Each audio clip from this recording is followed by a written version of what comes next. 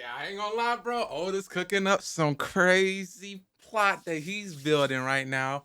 Get it? One Piece chapter 1106. If you read the chapter, like the video, hit the buttons, all the buttons. Find any button you can under this video and click it. I won't be mad. This chapter did not go how I expected it to, because simply off of the cover art alone, it is enough for me to take a second and definitely talk about it, because this week's cover art is one of the most drippiest things I've seen since Crocorock and Pokemon, bro. And would you looky here, cover request, Robin dressing up a crocodile, looks like Crocorock with the sunglasses, with the cold bandana around the neck. Might be my new favorite character in the whole show. Might be my new favorite, bro. Law, gotta go.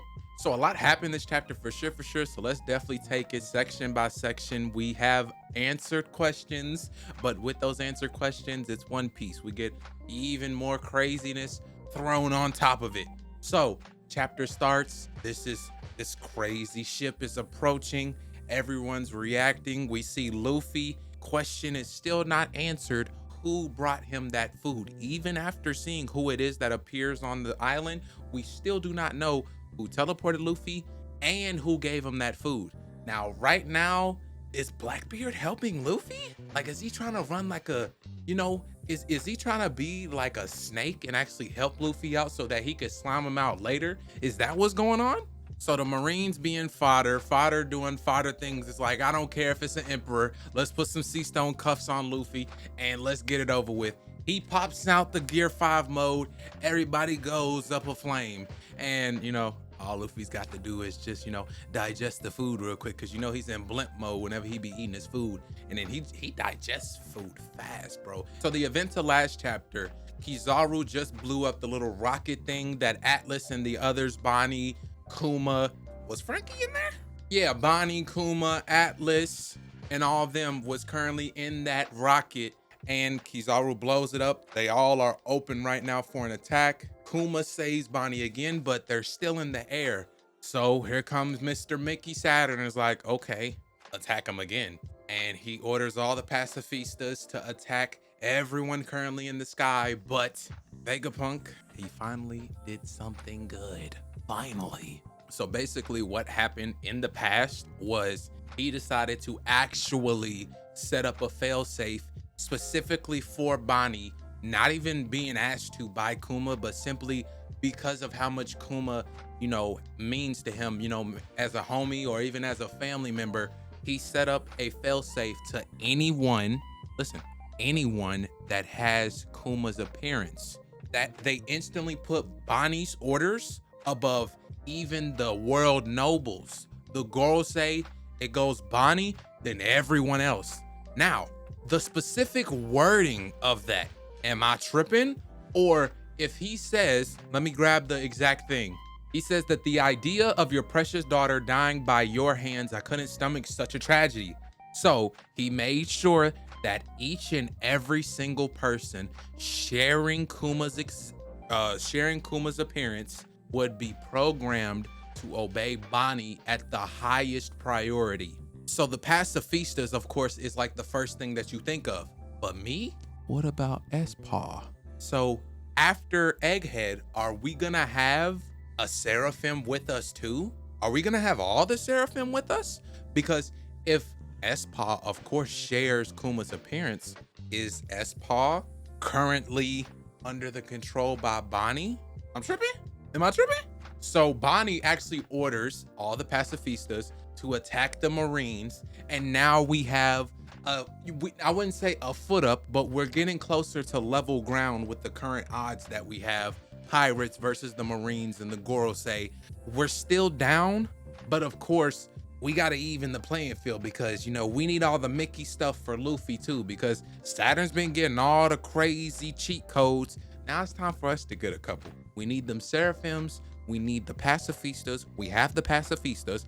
Now we need whoever this is that's pulling up to the island to be friendly. So unfortunately, after Vegapunk telling Atlas to tell Bonnie exactly what it is that he set up, which is his failsafe for the pacifistas, unfortunately, he got stabbed through the chest by Saturn. If he was stabbed through the heart, he would have been stabbed right here, right through. But he got stabbed right here, right through.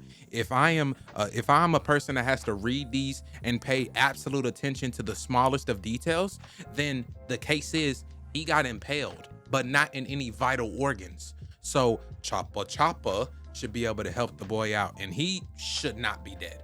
He's not dead. If he was impaled through the heart, might be in a different situation. So Saturn orders Kizaru to eliminate everyone else. And this was a perfect opportunity to begin the fight between Sanji and Kizaru, but that isn't what happens. So Kizaru comes up, shoots the light bullets, it hits everyone, but who ends up coming to save the day is once again Luffy. Punches the shit out of him down back into the ground.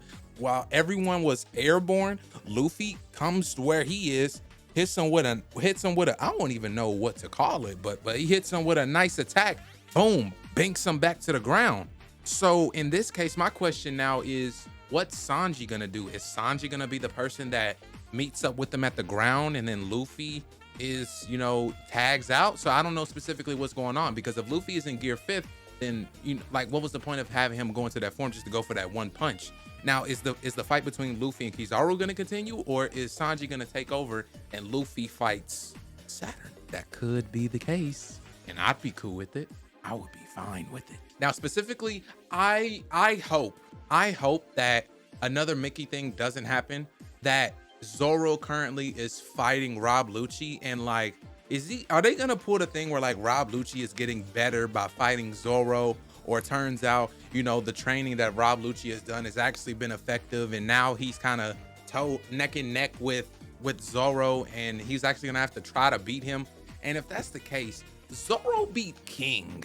He shouldn't struggle against Rob Lucci. I'm not gonna lie to you. The fact that Zoro isn't back yet and we haven't heard nothing from him or seen anything from the fight with him and Rob Lucci, it kind of makes me worry a little bit. I can't lie to you. Because Jinbei was supposed to go pick up Zoro, and there's no way Oda's not gonna show us anything from the fight from Zoro and Rob Lucci, because unless Jinbei's just gonna pull up and Zoro's just kind of like sitting on his not so dead corpse because he got one shot, or they're currently fighting and Zoro has to actually try, that says a lot about Rob Lucci, and it says a lot about how Mickey strong you can get just by training a little bit. I don't think it's gonna go down like that. I mean, we'll see, because Pops be doing what he do best. He always gives us something, lets us guess what it is, and then proves us wrong every single time. Because truly and honestly, of course I've read the chapter, I thought the Grand Fleet was popping up. I agreed with Law. I agreed with BDA. I thought the Grand Fleet was gonna pop up or something like that. I thought truly that they had the highest probability of being the people that show up, but who showed up makes sense, and we'll get into that. So Luffy is the one that pulls up on Kizaru, hits him back down to the ground, and Kizaru, we got the big old lump on his forehead, and bro, these punches hurt, bro. They hurt.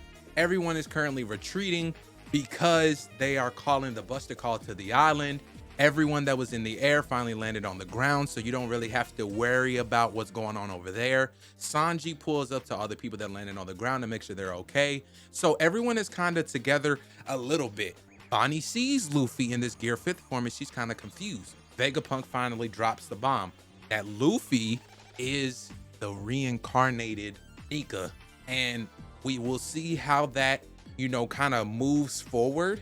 And from the mentioning of Nika, once again, every time we have seen Luffy go into this form, that robot has kind of powered on, and maybe it's gaining power or something like that, but every time Luffy goes into that form, that robot, we keep seeing that robot. So that robot is definitely going to be one of the final factors to how the Straw Hats get out of this alive and perfectly okay. But for now, Bonnie's got to let it soak a little bit. But this right here is another thing to help us keep ourselves neck and neck with the Marines. Now we don't have to worry about Bonnie, depowering her Nika form or anything like that, because now she is seeing in the flesh that Nika is in front of her. And remember, the existence of what she is trying to manifest, however much she believes in it, is how strong it is. And I wonder what this is gonna do. Now that she's seeing Nika right in front of her in the legendary pose, is this just gonna make her that much stronger, or is this gonna do something else? But for now, it should bring her Nika form, or whatever, the fake Nika form, it should bring it back to its form of glory. shouldn't have to worry about it dying out now because Nika's right in front of Bonnie. And lo and behold, we end the chapter off. They tell us it's a big ship. Big ship pulls up, smacking all these warships, and it is Dory and Bragi. Now, a couple things to definitely note on is it makes sense now seeing why it's not the Grand Fleet that's pulling up here and that is Dory and Bragi. But what doesn't make sense is in terms of Shanks, because they are allied with Shanks, so, or a part of his fleet. So some things down the line are gonna get a little bit weird because, you know, the Marines were asking, you know, like, why are the giants here? And they're saying, why are you asking why? Some things in the world can't be stopped. So they're here to help Luffy and come pick him up because he's the sun god. That's simply why they're here. Now, does Luffy being the sun god have something to do with Elbaf? Does Luffy being the sun god have to do something with Shanks? Like, is there some kind of double layered operation going on where they're going to grab Luffy, but in truth, what they're actually trying to do is help Shanks, or they're trying to help Elbaf? But right now, they are here to grab Luffy, and obviously, since we're going to Elbaf after Egghead, at least I hope. I mean, Dory and Bragi seem like the easiest pick for who helps Luffy out through Elbaf, gives him the guides and the tours and all that. So we will definitely see how this goes now that Dory and Bragi are here, and how this meetup with Shanks is gonna go, because Shanks is in Elbaf, and if Dory and Bragi are here, they're giants. Obviously, the goal is to go to Elbaf. And if the end game group is the Straw Hats, Dory, Bragi, Kuma, Bonnie, at least the S-Paw Seraphim, then God, bro, we're stacked. We're stacked a lot. And not to mention that robot. You think Frankie's gonna leave this island and leave that robot there? Are you crazy? Now, I hope that it has to be the sun god. I hope that's not the case, that the sun god is the only one that can control that robot, but we will see. But there is no way we are leaving this island and Frankie is not gonna try to grab that robot. Hopefully it doesn't get destroyed by the Buster Call or something like that. If it's from the old days, it might not even get boxed by a Buster Call. So we will see what happens. There's a lot of things. There's a lot of questions. There's a lot of ifs, ands, and buts. But hey, I'm here for all of it. We are on break next week for chapter 1107.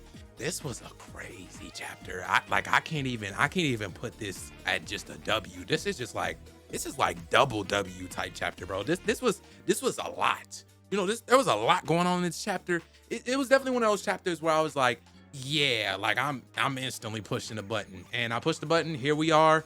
Oda, you building some crazy plot right now. You know, no, still, you still. I have a construction W chapter.